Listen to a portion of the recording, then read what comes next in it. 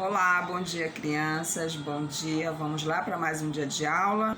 Hoje nós vamos de história, nós vamos terminar aquele primeiro capítulo que a gente iniciou naquele dia, que o tema é os povos indígenas, né? Vamos terminar ele hoje. Hoje não vamos ter ficha de atividades porque a gente precisa terminar esse capítulo, tá bom?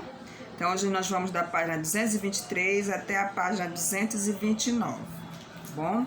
Que inicia aqui com essa leitura da organização social, política dos povos indígenas, ok? Quando estudamos a sociedade indígena ou não indígena, precisamos observar alguns aspectos importantes. A forma como essas sociedades se organizavam no passado é fundamental para entendermos o que elas representam no presente. Quando falamos em organização social política, estamos buscando compreender que há diferenças entre os indivíduos, né, dessa sociedade. Qual é o papel do homem, o papel da mulher, até mesmo o espaço da criança, né, entre outros questionamentos importantes. Então, o homem, a mulher, até mesmo a criança tem o seu espaço na organização social política, né? Para analisar esse aspecto, vamos estudar os tupinambás. O Tupinambá é um outro povo indígena também, é um grupo indígena, tá? Organização social do Tupinambá, olha.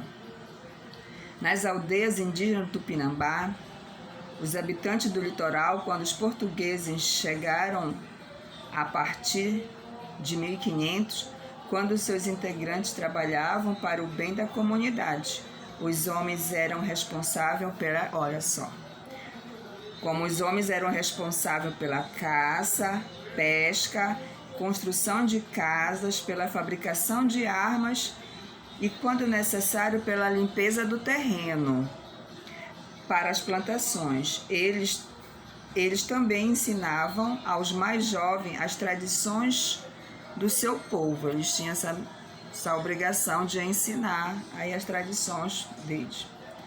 As mulheres cuidavam das crianças, plantavam, colhiam frutos e preparavam os alimentos e as bebidas. Elas também confeccionavam os objetos de uso familiar, como o cesto, redes, potes, vasos de argila, olha, né?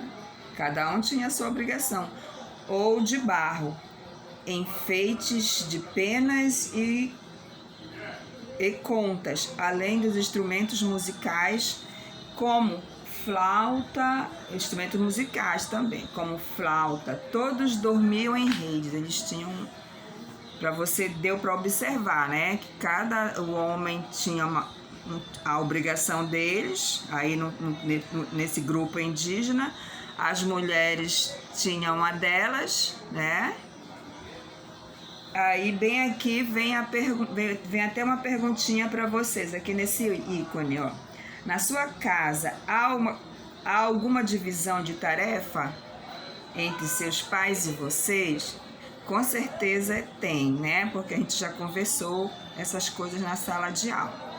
Eu tenho certeza que os pais dividem algumas tarefas que vocês possam fazer esse tipo de tarefa, né? Não são todas que a criança pode realizar, mas algumas tarefas já podem conseguir fazer, né? Por isso que veio essa perguntinha aqui para vocês. Aí nós vamos para cá, olha. Vai acontecer aqui a leitura de olho no local. Aí tem esse texto para você ler aqui, olha. O texto a seguir é sobre como os tupinambás viviam, tá? E você vai ler, observe que ele começa com a palavra cooperação e solidariedade. Duas palavras aí muito, muito boa, né? Que tá aqui, bem aqui tá o que elas o significado delas, tá bom? Você vai ler, olha, cooperação é o quê? quando todos trabalham junto, colaboração entre pessoas, né? Quando se reúne um grupo de pessoas para trabalharem junto.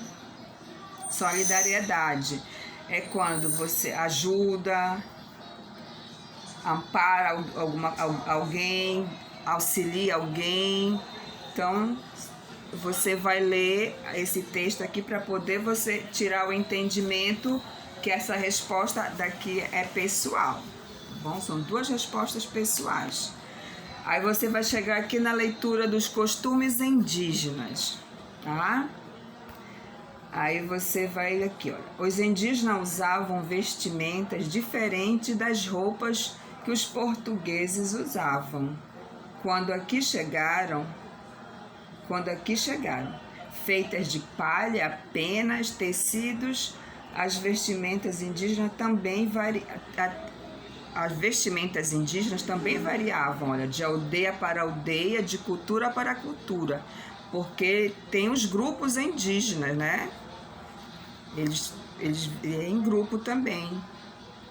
Cadê aqui? As vestimentas e as pinturas corporais realizadas pelos indígenas formam um conjunto de símbolos importantes para eles. Essa pintura que eles fazem no corpo, elas têm uma importância para eles, tá? Por isso que eles pintam, para mostrar essa importância dessa cultura deles.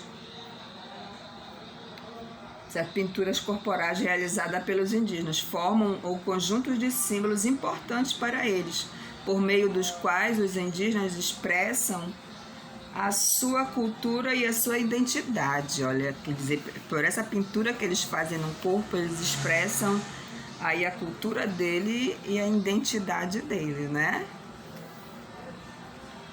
Muitos grupos indígenas do passado usavam pinturas corporais e atualmente eles ainda são frequentes nos indígenas, como a gente ainda consegue ver.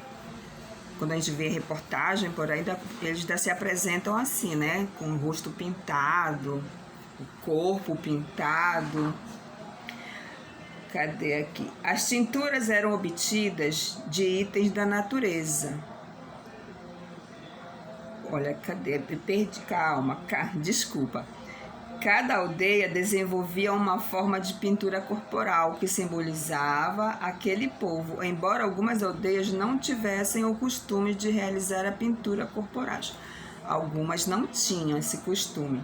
As tinturas eram utilizadas de itens da natureza, como o urucum e o genipapo, que é esses dois frutos que vocês estão vendo bem aqui nessa imagem. Eles retiravam desse urucum essa cor de tinta aí, que ela é vermelha, para passar no corpo, no rosto. E esse outro aqui é o genipapo. Deles, eles extraíam a tinta preta que eles pintam o corpo, desse genipapo aqui, tá bom? Aí eles retiravam da natureza, mas eles não destruíam a natureza, eles preservavam a natureza, né? Essa era uma vantagem que eles tinham, né? De não destruir a natureza, eles preservavam, tiravam para fazer a pintura do corpo deles, as coisas que eles usavam, fazer os cestos, fazer lá os costumes deles que eles tinham de fazer as coisas, né? Mas eles não destruíam a natureza, eles preservavam, por sinal, né? Aí você vai chegar aqui nesse mão na massa, tá? Tem outro texto para você ler e para completar aqui também, tá? Aqui vai ter mão na massa, você vai lá, vai ter mão na massa. Opa, mão na massa não, desculpa.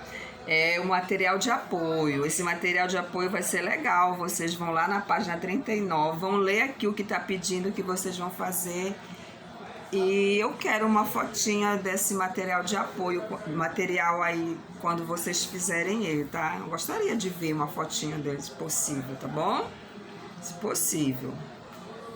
que eu sei que vocês vão caprichar aí na coisa. Aí tem aqui, essa sexta questão é uma resposta pessoal, tá bom? Onde pergunta para você percebeu que os indígenas usavam materiais que a natureza fornecia, sem prejudicá-lo? Quer dizer, eles usavam o material da natureza sem prejudicar a natureza, né? Você vai dar a sua resposta pessoal aqui. Aí você vai chegar aqui na atividade econômica, né? Que vai ler também essa parte aqui. As atividades econômicas são ações humanas que as sociedades realizam para suprir as suas necessidades, tá? E você vai ler aqui essa parte aqui dessa página. E vamos chegar aqui nessa última. Também tem um material de apoio para você tirar lá, tá? Vai ter outro material de apoio. Aí você vai ler bonitinho aqui para você essa parte. Tem outro texto para você ler aqui também. Aí finaliza aqui na página 229, bom? A nossa aula. Aí pede para você ler assim, olha, leia o texto a seguir e depois responda as questões propostas. Aí tem só uma introdução bem aqui que eu quero falar para vocês. A economia indígena sempre mostraram alto grau de sustentabilidade? Hein? Pergunta aí, né? Alto grau de sustentabilidade. Sim, buscavam relações equilibradas com a natureza, permitindo que o desenvolvimento econômico acontecesse sem destruí-la. É como agora a tia está falando para vocês. Eles preservavam a sustentabilidade, né? Eles não destruíam, eles usavam as coisas da natureza, mas não destruíam. Coisas que hoje, né, a nossa sustentabilidade, temos que cuidar dela para que a gente tenha um planeta que possamos, né, ficar em paz com ele, né, viver bem, tá bom? Então, a aula termina aqui nessa página 229, tá bom? Como eu já falei para vocês, vocês não vão ter ficha de atividade para a gente poder terminar esse capítulo aí, tá? Para a gente poder passar logo para outro. Então, bom final de semana para vocês, boa leitura, tá? Beijão para vocês e até segunda.